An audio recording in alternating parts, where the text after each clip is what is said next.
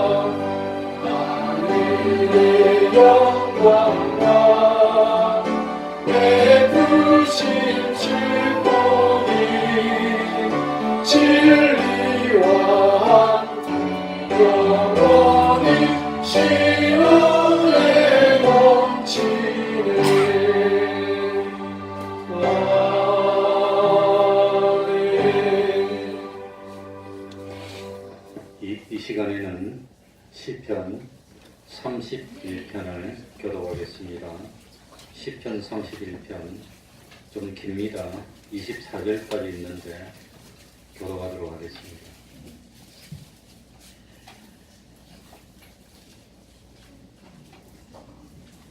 구약성경 822쪽이 되겠습니다. 시편 31편입니다. 교독하겠습니다. 여호와여, 내가 주께 피하오니 나로 영원히 부끄럽게 마시고 주의 의로 나를 건지소서. 내게 귀를 기울여 속히 건지시고 내게 견고한 구원하는 저장이 주소서. 주는 나의 반석과 산성이시니 그러므로 주의 이름을 인하여 나를 인도하시고 지도하소서. 저희가 나를 위하여 비밀이신 그곳에서 빼어주소서. 주는 나의 산성이시니이다. 내가 나의 영을 주의 손에 부탁하나이다.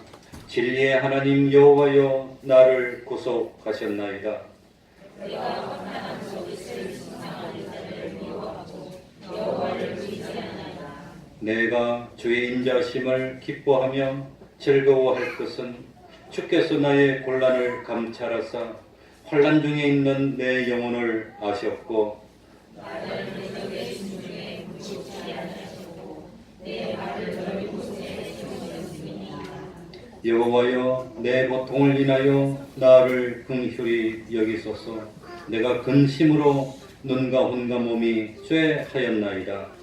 내 생명은 죽음으로 보내며 나의 영은 안식으로 보내며 내 이력이 나의 죄악으로 약하며 나의 뼈가 쇠하소이다. 내가 모든 대적으로 말미암아 욕을 당하고 내 이웃에게서는 심히 당하니 내 친구가 놀라고 길에서 보는 자가 나를 피하였나이다. 내가 잊어버린 바들이 사망한 자의 영광을 비하하고 하늘과 전쟁이다. 13절입니다. 내가 무리의 비방을 들어오며 사방에 두려움이 있나이다. 저희가 나를 치려 운운할 때에 내 생명을 빼앗기로 꾀하였나이다. 여호와여, 그러하여도 나는 주께 의지하고 말하기를 주는 내 하나님이시라 하였나이다. 내 시대가 주의 손에 있사오니 내 원수와 핍박하는 자의 손에서 나를 건지소서. 주의 얼굴을 주의 종에게 비치시고 주의 인자하심으로 나를 구원하소서. 여호와여, 내가 주를 불렀사오니 나로 부끄럽게 마시고 악인을 부끄럽게 하사 음보에서 잠잠케 하소서.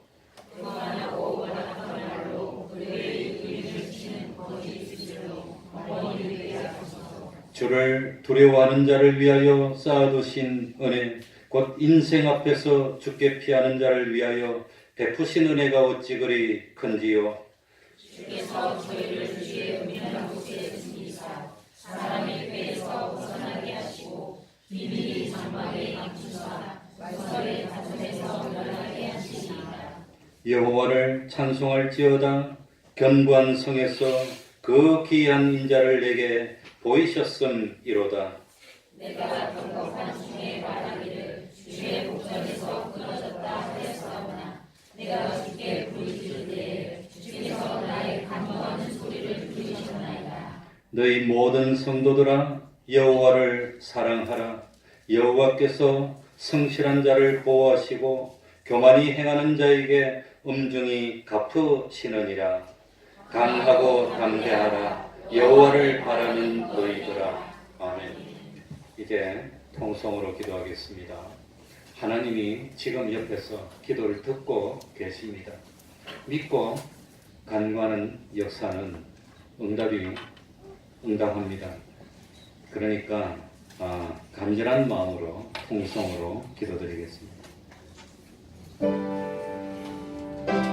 하나님 아버지, 감사합니다.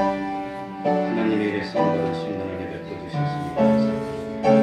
하나님 아버지, 참 하나님을 향하는 이 믿음의 하나님 아버지시여, 흔들리지 않는 믿음으로 저희를 주시옵소서. 진정 진리와 일반에서 하나님의 사랑을 하나님만 바라보고 하나님만 의지하고 아버지 하나님, 하나님의 뜻을 하소서. 주님이 시원 경배를 주시옵소서. 하나님 아버지,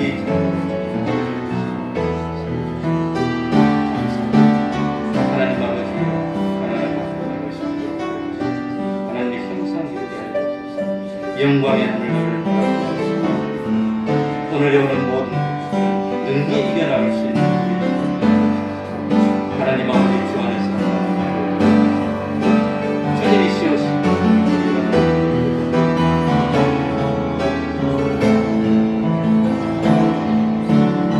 주여 그렇게 세계를 흔들리지 않는 길 참 하나님 나라를 주시옵소서. 하나님 아버지 내 심리가 주여 주여 불러 아버지 하나님이시여, 제가 마음의 문을 열어주시고 양심을 열어주시옵소서. 깨는 믿음 될 수 있도록 우리들의 믿음이 참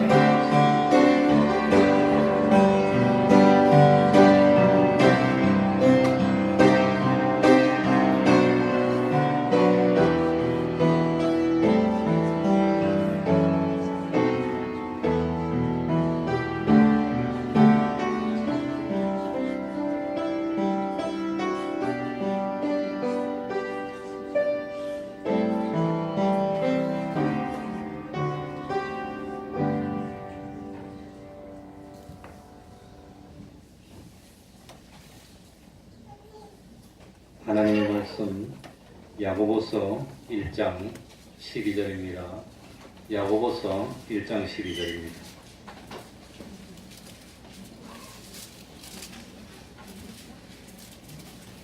(371쪽이) 되겠습니다.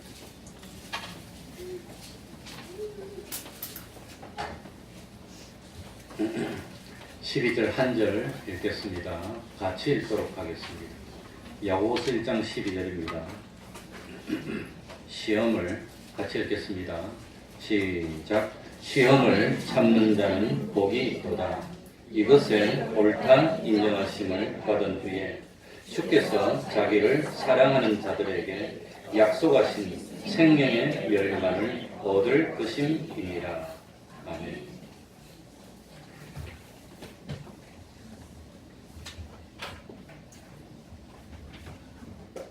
우리는 특별히 앞으로 다가올 모든 불같은 시험에 대비해서 기도로 준비해야 됩니다. 매일 자기를 위해서, 자기가 속하여 있는 교회와 가정을 위해서, 또 이 사회와 국가를 위해서 미래에 다가올 모든 어려움을 대비해서 기도로 준비해야 됩니다.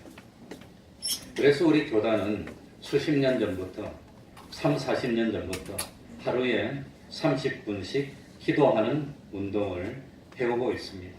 매일 교회 나와서 기도하셔도 좋습니다.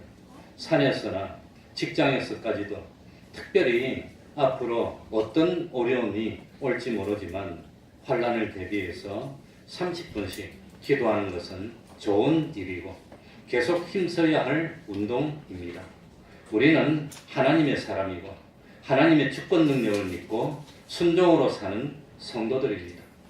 아무리 공부를 열심히 해서 참 어떤 지위를 달성하고 명예를 얻고 부귀를 누린다고 하더라도 우리를 시험하려고 오는 불같은 시험에서 통과하지 못하면 이 세상에서 순간의 부귀영화를 누린다고 한들 무슨 소용이 있고, 참 어떤 높은 학문을 이룩한다고 하더라도 시험에 통과하지 못한다면 그게 무슨 소용이 있겠습니까? 자기를 나타내고 세상에서 썩어질 것으로 자기를 꾸미고 자기를 높이는 행동은 그야말로 어리석은 일 중에서 어리석은 일입니다. 어떻게 하더라도 자기를 잘 단속하고 그리고 자기의 실력을 길러서 하늘과 땅이 불에 타서 풀어지고 그 체질이 녹아지고 모든 것이 다 드러날 때, 그럴 때 두려움이 없는 사람이 되어야 됩니다.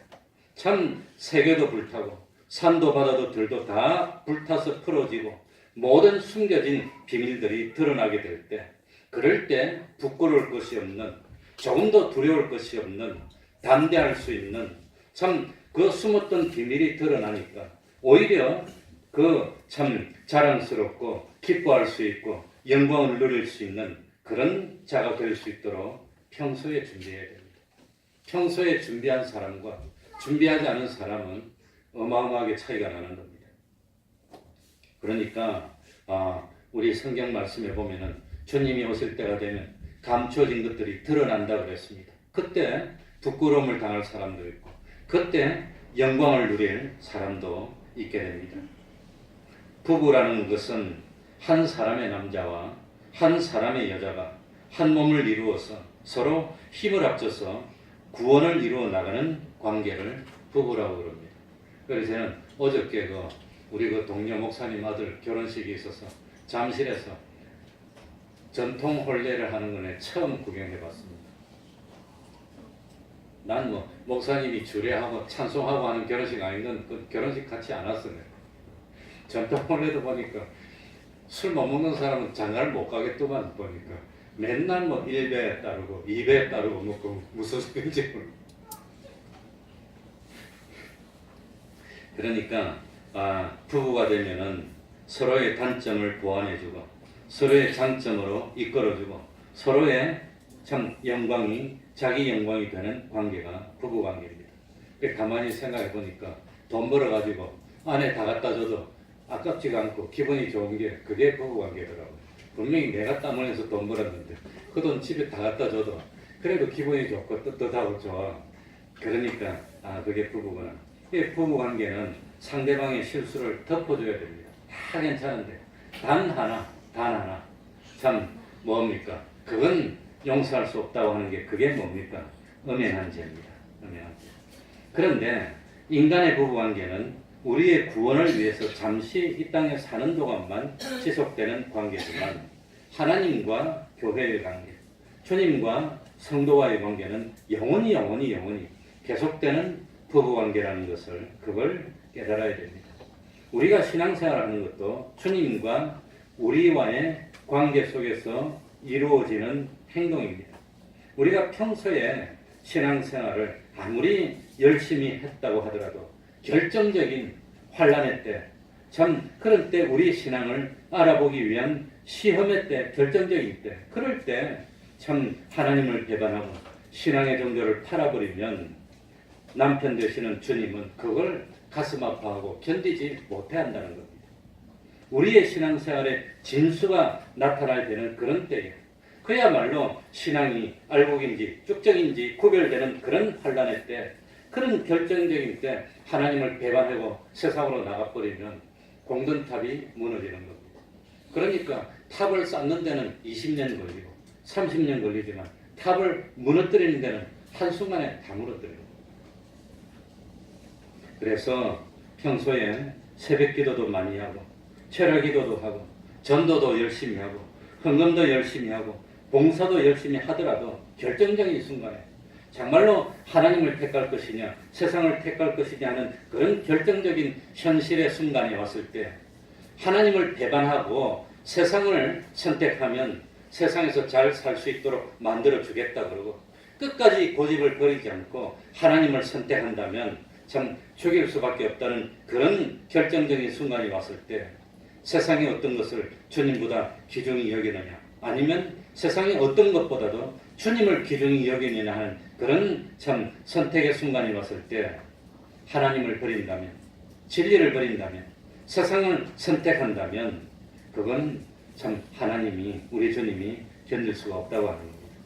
그래서 마태복음 10장 28절에 몸은 죽여도 영혼은 능히 죽이지 못하는 자들을 뭐하지 말라고 그랬지요? 두려워하지 말고 오직 몸과 영혼을 지옥에 멸하시는 자를 두려워하라고 그랬습니다. 그러니까 이 말씀은 세상에서 우리를 참 압제하려고 하는 그런 사람들 두려워하지 말고 힘들더라도 결정적일 때 신앙의 정절을 뭐 해라 말입니까? 지키라고 하는 겁니다. 지키라고 하는 겁니다. 이런 말씀을 본다면 어떻게 주의를 범하고 어떻게 하나님 앞에 죄를 범하고 그럴 수가 있습니까? 세상에 하나님을 믿는 것보다도 중요한 것이 있을 수가 있습니까? 그리고 이어서 마태복음 10장 29절에 보면 참새 2마리가 한 아사리온에 팔리는 것이 아니냐. 그러나 너희 아버지께서 허락지 아니하시면 그 하나라도 땅에 떨어지지 아니하리라. 하나님의 주권을 믿느냐고 하는 겁니다. 참새 2마리가 동전 하나에 팔리는 것도 하나님이 허락하지 않으면 안 되는데 너희 세상 힘으로 너희 몸을 죽이려고 한다고 할 수가 있느냐? 하나님이 허락하지 않으면 그것이 가능할 수가 있느냐? 그러니까 보이는 세상 두려워하지 말고 끝까지 뭘 지켜라? 신앙을 지켜라고 합니다. 누구든지 사람 앞에서 나를 시인하면 나도 하늘에 계신 내 아버지 앞에서 저를 시인할 것이요. 누구든지 사람 앞에서 나를 부인하면 나도 하늘에 계신 내 아버지 앞에서 저를 부인하리라 그랬습니다. 부인하리라. 그러니 참 예수 믿는 것이 부끄럽다고 여러 사람 앞에서 숨긴다면 그걸 참 부끄러워한다면 심판대에서 주님이 우리를 모르겠다고 할 만큼 그 섭섭하다고 하는 겁니다. 예수 믿는 것이 부끄러운 겁니까? 자랑스러운 겁니까? 얼마나 자랑스러운 겁니까? 예수 안 믿는 사람 보고 불쌍히 여겨야 됩니다. 지옥 갈 사람, 저 불쌍한 사람 그렇게 여겨야 됩니다. 그래서 나중에 마태복음 10장 36절 37절 보면 사람의 원수가 자기 집안 누구라고 그랬지요? 자기 집안 누구라고 그랬습니까? 그건 성경입니다. 하나님의 말 식군이라. 그러면서 아비나 어미를 나보다 더 사랑하는 자는 내게 합당치 아니하고 아들이나 딸을 나보다 더 사랑하는 자도 내게 합당치 아니하라고 그랬습니다. 하나님은 질투하는 하나님입니다.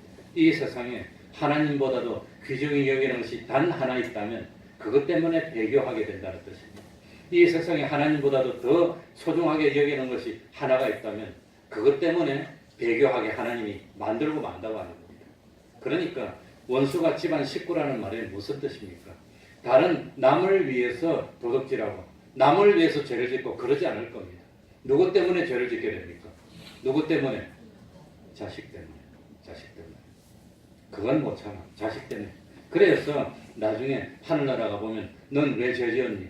다 보면 아들 때문에 죄 짓고 딸 때문에 죄 짓고 아버지 때문에 죄 짓고 이런다고 하는 겁니다. 그러니까 원수가 집안 식구라 했습니다. 원수 때문에 죄를 못 지키는 겁니다. 나를 죄를 못 지키게 하는 그게 원수인 줄 알아야 됩니다. 마귀는 수단 방법을 안 가리고 이 사람을 어떻게 하면 쓰러뜨리고 하나님과 멀어지게 만들까? 그걸 연구해가지고 거의 대부분의 참 신앙을 다 지켰던 사람들도 거의 대부분 뭡니까? 자식 때문에 다 쓰러지는 겁니다. 그러니 뭐 지금 3.1절 뭐 100주년이니 뭐니 했었는데 그 기미 독립선언문을 만들고 낭독한 31인 중에서 거의 대부분이 나중에 배교를 다 합니다. 다 배교합니다. 그 사람들이 다 일본의 앞잡이가 다 됩니다. 31명 중에서 절반 이상이 나중에 변질돼서 일본에 다 협조하고 그럽니다.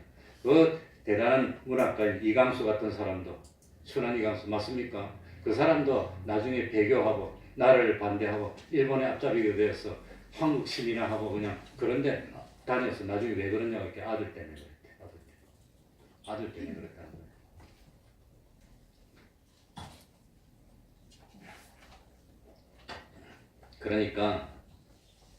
그러니까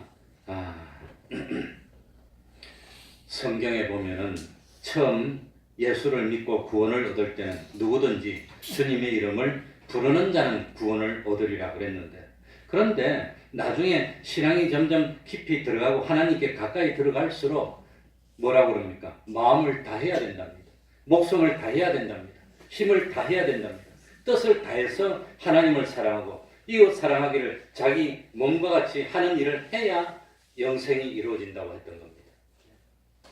그러니까 참 하늘나라 가는 기본 구원은 너무나 어마어마하게 힘든 것이고 너무나 귀중한 것이니까 그건 그냥 하나님의 은혜로 그냥 구원을 얻는다 하더라도 그러더라도 그 참 건설 구원을 이루는 것은 생명 바치는 노력을 하지 않으면 그건 안 된다고 하는 겁니다. 그건 안 됩니다. 그래서 오전에도 라합 같은 사람도 처음에는 마음속으로 하나님을 사모하고 하나님을 믿는 그런 믿음을 가졌지만 끝까지 신앙을 지키고 누설하지 말고 안에 들어앉아 있는 것이 그게 쉽겠습니까? 그러니까 참 처음 믿을 때는 뭐랍니까? 영접하는 자, 곧 그 이름을 믿는 자들에게는 하나님의 자녀가 되는 권세를 주셨으니 라고 했지만 나중에는 뭐라고 했습니까? 내가 살았다 하는 이름은 가졌으나 죽은 자로다. 너는 일깨우고 남과 죽게 된 것을 굳게 하라. 내 하나님 앞에 내 행위에 무엇한 것을 찾지 못하였으니 온전한 것을. 그러니까 처음에는 이름만 영접하더라도 참 구원을 이루어준다고 했는데 나중에 점점 높은 수준으로 가다 보니까 행위가 어느 수준으로 와야 됩니까? 온전한 수준에 오지 않으면 안 된다고 하는 겁니다.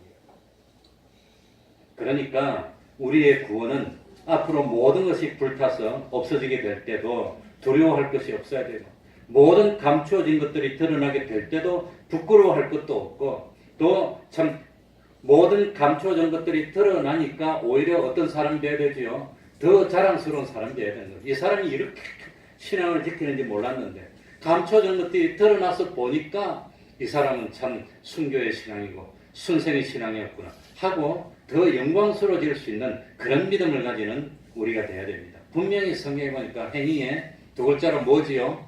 온전이라 했습니다. 온전해야 되는 겁니다. 온전이 얼마나 어렵습니까? 그러니까 우리에게는 하나님보다도 귀중하게 여기는 것이 하나 있으면 결국은 하나님보다도 귀중하게 여기는 것, 그 하나 때문에 걸려서 하나님을 배교하게 되는 겁니다. 마귀는 알고 있습니다. 이 사람은 다른 것으로는 안 되고 요걸 붙들어야지 이 사람이 넘어진다는 걸 알고 있고 그거 가지고 시험한다고 하는 겁니다. 그러니까 지금 뭐 다른 거 가지고 시험하는 게 아니라 그 사람이 최고로 마음 아파하는 아킬레스건이 뭔지 알고 그거 가지고 시험한다는 겁니다. 단 그거 가지고 시험합니다. 그러니까 아브라함도 100세의 아들을 하나 낳는데 그 아들은 자기 생명일 겁니다. 그런데 그 아들을 번제로 바치라고 시험했습니다. 그러니 이 세상에 살면서 내가 하나님보다 귀중하게 여기는 것이 하나가 있다면 하나님만 의지해야 되는데 하나님보다 더 의지하는 것이 하나가 있다면 하나님만 높여야 되는데 하나님보다도 더 높이고 싶은 것이 하나가 있다면 그걸 붙들고 마귀는 나를 유혹한다는 사실을 깨달아야 되는 겁니다. 그겁니다. 그거.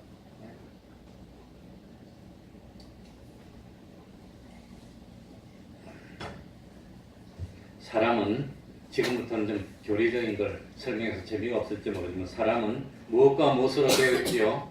영과 육, 영육으로 되어 있습니다. 그러면 우리가 지금 영과 육으로 되어 있습니다. 영과 육으로. 그런데 부활할 때는 영만 부활합니까? 육만 부활합니까? 영육이 다 같이 부활하는 겁니까? 물론 뭐 영은 죽지 않는 거니까. 그런데 영은 안 죽으니까 육이 죽었다가 나중에 육이 다시 살아나서 자기 영하고 결합되면 그게 뭐지요? 그게 부활입니다. 부활. 그죠?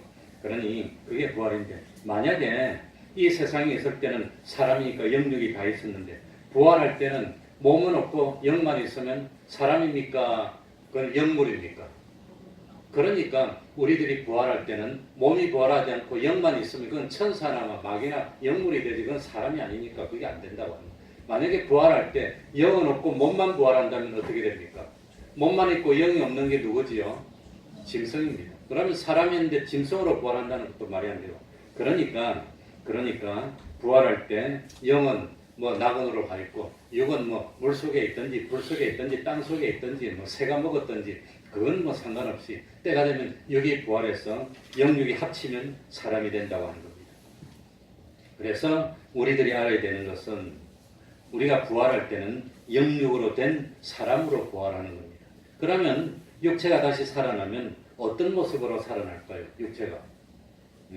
만약에 살아생전에 눈으로 죄를 많이 범했다면 눈이 없는 몸으로 부활할까요? 범죄한 거하고 상관없이 눈이 똑같이 있는 몸으로 부활할까요? 마태복음 18장으로 가봅시다. 마태복음 18장 한번 찾아보시고 마태복음 18장 8절 9절 우리 한번 다 같이 읽어봅시다. 만일 제가 읽겠습니다. 마태복음 내 손이나 내 발이 너를 범죄케 하거든 뭐하라? 찍어내버리라. 불고자나 절뚝발이로 영생에 들어가는 것이 두 손과 두 발을 가지고 영원한 불에 던지오는 것보다 나으니라. 만일 내 눈이 너를 범죄케 하거든 떼어내버리라. 한 눈으로 영생에 들어가는 것이 두 눈을 가지고 지옥불에 던지오는 것보다 나으니라. 그러면 참 이 말씀의 뜻이 뭘까?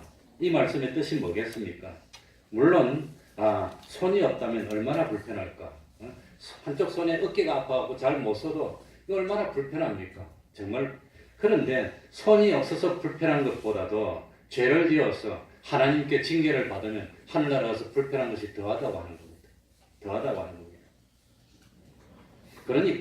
그러니까 손을 가지고 계속해서 죄를 지어서 그 손 때문에 내 전체가 지옥에 간다면 차라리 손을 끊어버리고 손이 없어서 죄를 짓지 말고 그냥 나머지라도 다 하늘나라 가는 것이 낫지 않느냐 그 말입니다. 그 말입니다. 그렇다면 우리가 하늘나라 들어갈 때 참 곰곰 생각하면은 손이 없이 발이 없이 하늘나라 들어갈 수도 있겠구나. 그럼 부활했는데 손이 없는 몸으로 부활한단 말입니까? 이게 무슨 뜻입니까? 부활할 때 눈으로 죄를 지었으면 눈이 없는 몸으로 부활합니까? 그건 아닙니다. 사람이 눈으로만 죄짓습니까? 손으로도 죄짓지요. 눈도 죄짓고 입도 죄짓고 손도 죄짓고 발도 죄지었으면 하늘나라 가서 그건 부활을 못되면 몸뚱아리만 있습니까? 하늘나라 갔더만. 그러니까 그건 아니고 만일 내 손이나 내 발이 너를 범죄케 하거든 찍어내버리라. 불고자나 절뚝발이로 영생에 들어가는 것이 두 손과 두 발을 가지고 영원한 불에 던져오는 것보다 나으리라. 불고자나 절뚝발이로 영생에 들어가는 것이 뭘까? 그러니까 우리들이 부활할 때 참 몸은 온전한 몸으로 부활합니다. 이건 뭐 죄를 지어나 안 지어나 온전한 몸으로 부활하고 그러는데 혹시라도 손이 없이 하늘나라 간다는 것은 손의 기능이 참 성화되지 못해서 하늘나라 갔더니 몸은 멀쩡한데 손의 기능이 없는 비유적입니다. 이게 꼭 그렇다는 건 아니고 손의 기능이 없는 사람으로 하늘나라 갈 수도 있다고 하는 겁니다. 만약에 이 현실에서 하나님과 동행해야 되는데 근데 그때 실패하면 발의 기능을 살려야 될 때 발의 기능을 살리지 못하면 몸은 멀쩡하게 있는데 발의 기능이 없이 하늘나라 갈 수도 있다고 하는 겁니다.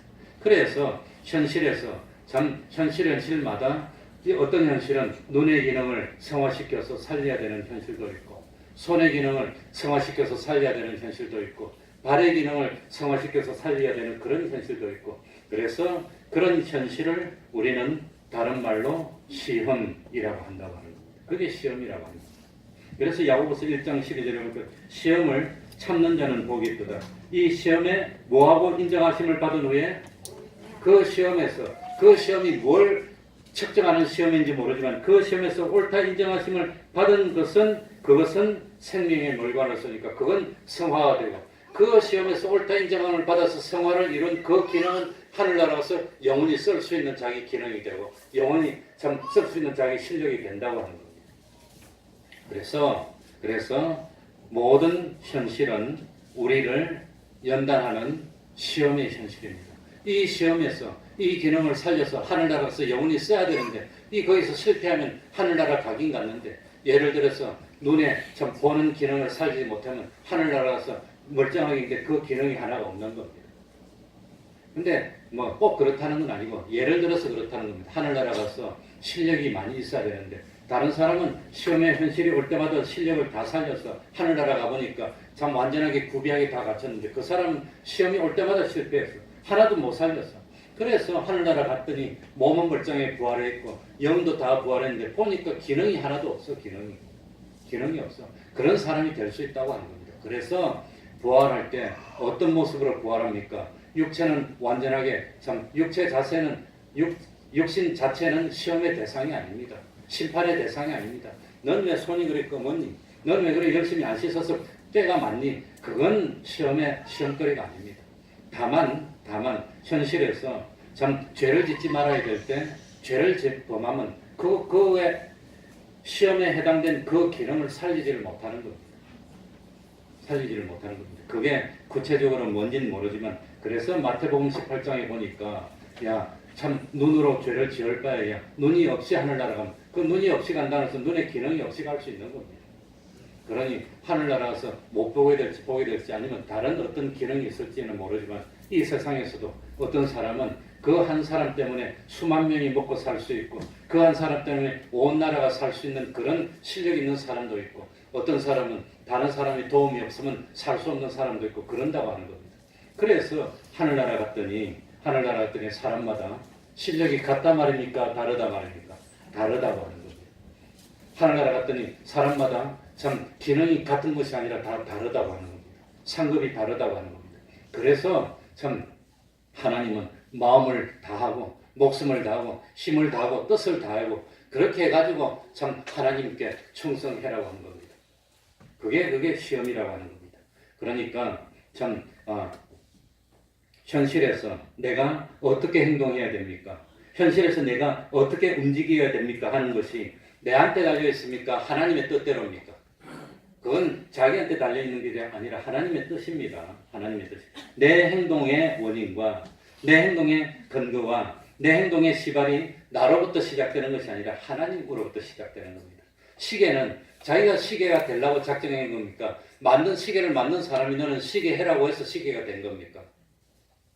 자동차는 자기가 자동차가 되겠다고 했습니까? 만든 사람이 자동차 역할을 위해 맡겨줘서 그런 겁니까?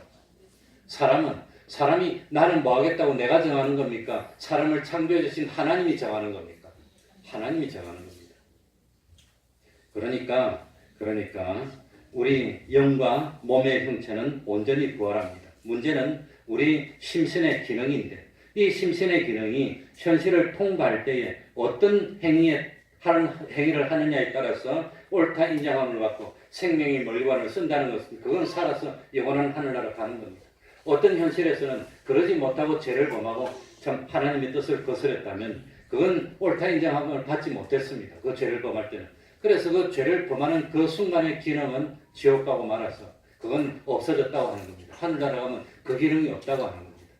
그러나 하늘나라는 사랑의 나라입니다. 하늘나라는 은혜의 나라입니다. 그래서 내가 그 기능이 없어서 힘이 들면 남이 아마 도와줄 겁니다. 사랑의 나라니까. 도움받아야 되어서 가기는 가겠지만 뭐하다 말이지요. 부끄러움을 당하는. 남이 안 도와주면 꼼짝도 못해. 발의 기능이 없으면 하늘나라인데 예를 들어서 못 다녀. 가만히 있어야 돼요. 그런데 하늘나라는 마음씨가 너무 좋은 사람밖에 없어. 그래가지고 나가 어디 가고 싶다 그러면 그 옆에 있는 사람이 데리다 다 주고 그러니까 갈 수는 있지만 남의 도움이 없으면 영원토록 그렇게 도움을 받아야 되는 부끄러운 그런 구원을 이룰 수밖에 없다고 하는 걸 우리들이 깨달아야 된다고 하는 겁니다. 그래서 고린도서 5장 10절 제가 항상 하는 말입니다. 우리가 다 반드시 그리스도의 심판대 앞에 드러나 각각 선악간에 몸으로 무한 것을 따라 받으려 함이라 행한 것을 따라 받는 겁니다. 얼마나 열심히 했느냐에 따라서 같다고 하는 겁니다. 그러니까 사도 바울처럼 한때는 잘못했지만 이 참 돌이켜서 참 아마 사도 바울이 돌이킨 게 25살이었으면 65세, 67세쯤에 순교한 것으로 되어 있는데 40년 동안 결혼도 하지 않고 축자사가 복음을 전하다가 참 피를 뿌리고 순교한 사람과 평생 강도짓이나 하다가 예수님 우편에 있다가 그때 십자가에 매달려서 불쌍히 여겨주셔서 하고 신앙고백을 하고 구원받은 사람과 기능이나 상급이 같다 말입니까? 다르다 말입니까? 이게 같을 수가 없다고 하는 겁니다. 그게. 그러니까 참 우리는 신앙생활 하면서 어떻게 해야 되겠습니까? 어떻게 해야 됩니까? 이 세상 살면서 이 사람은 뭘 의지하고 사나?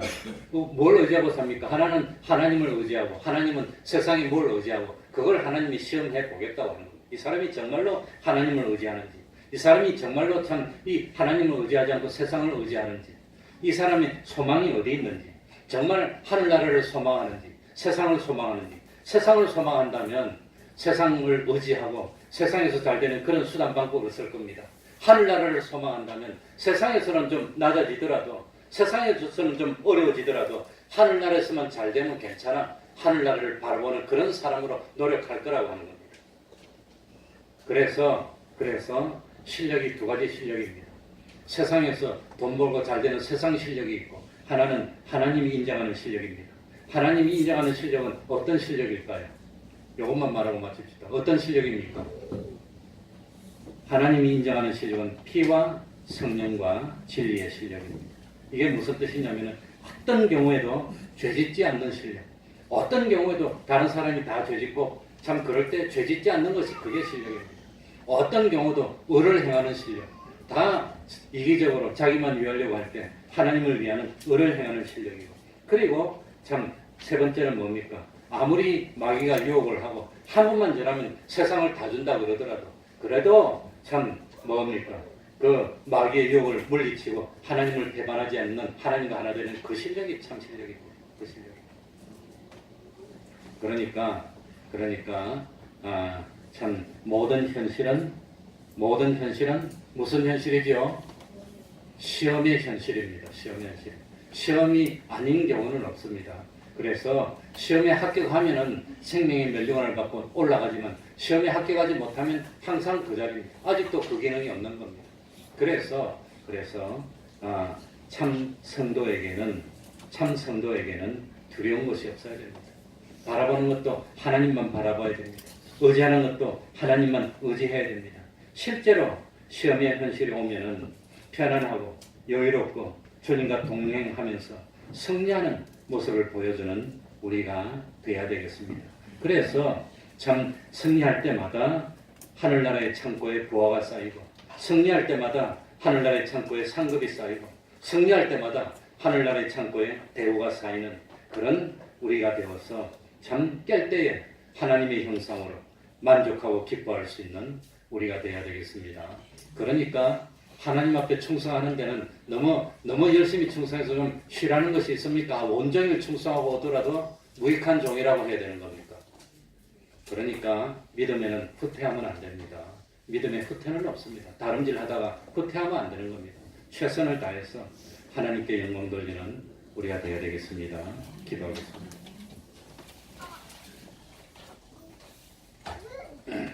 하나님 아버지 감사드립니다. 사람이 감당하지 못하는 시험은 없다 하였습니다. 시험을 당할 때 피할 길을 주신다 하였습니다. 우리들의 마음이 하나님 앞에 가 있지 않기 때문에 우리 하나님 피할 길을 주셨는데 우리가 발견하지 못하고 있습니다. 내 마음을 하나님이 주장하시고 마음속에 하나님이 자리 잡으셔야 되는데 내 마음속에는 욕심이 자리 잡고 있고 내 마음속에는 세상이 자리 잡고 있고 내 마음속에는 온갖 참 쾌락이 자리 잡고 있어서 하나님의 음성을 듣지를 못하는 저희들이 되고 말았습니다. 긍휼 베풀어 주옵소서.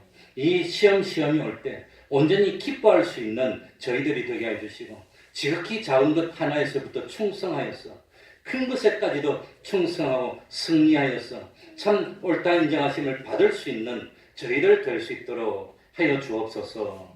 하나님 아버지 모든 감추어진 것들이 때가 됐을 때, 주님이 오셨을 때 다 드러난다고 하였습니다. 그때 부끄러울 것이 없고 오히려 기뻐하고 영광스러운 사람으로 높아질 수 있는 저희들 될 수 있도록 하여 주시옵소서.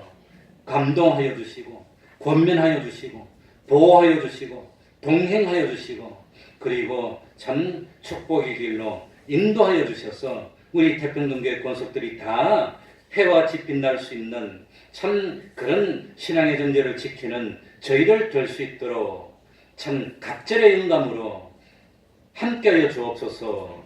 예수님 이름으로 기도하옵나이다. 아멘. 찬송하겠습니다. 359장입니다.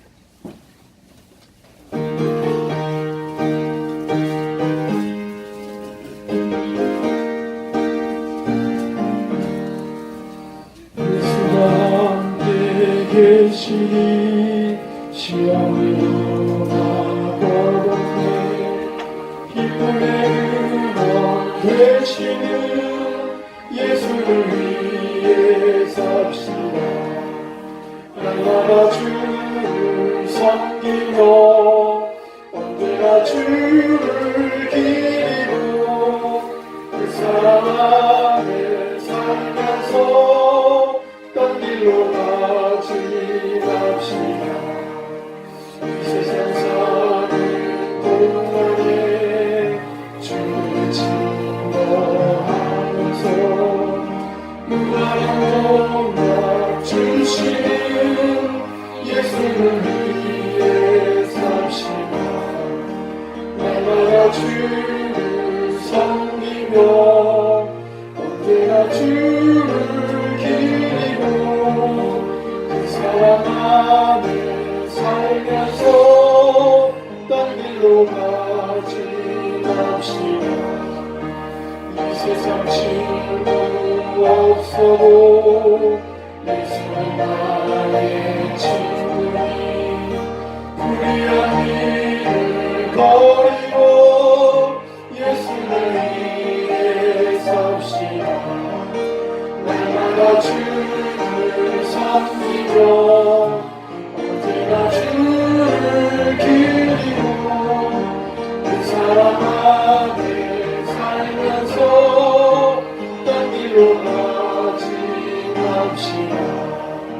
주께서 심판하실 때 저희가 칭찬하리니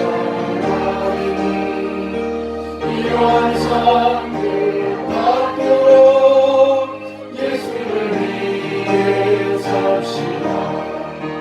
날마다 주를 섬기며 언제나 주를 기리고 그 사랑 안에 살면서 딴 길로 가지 맙시다.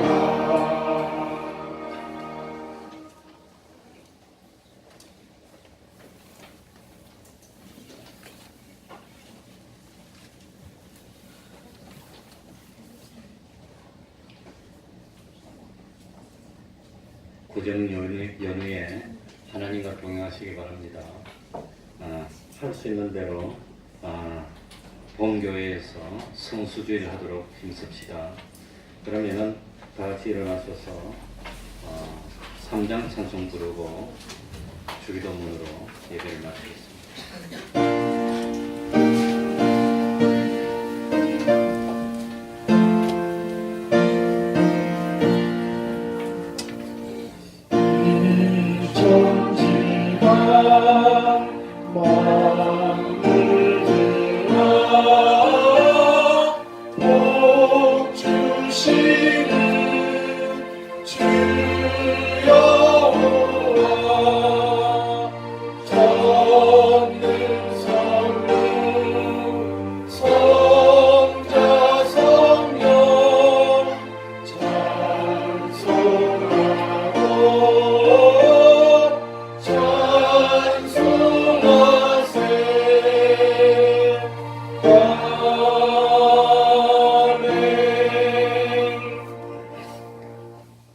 하늘에 계신 우리 아버지여, 이름이 거룩히 여김을 받으시오며 나라의 임하옵시며 뜻이 하늘에서 이룬 것 같이 땅에서도 이루어지이다.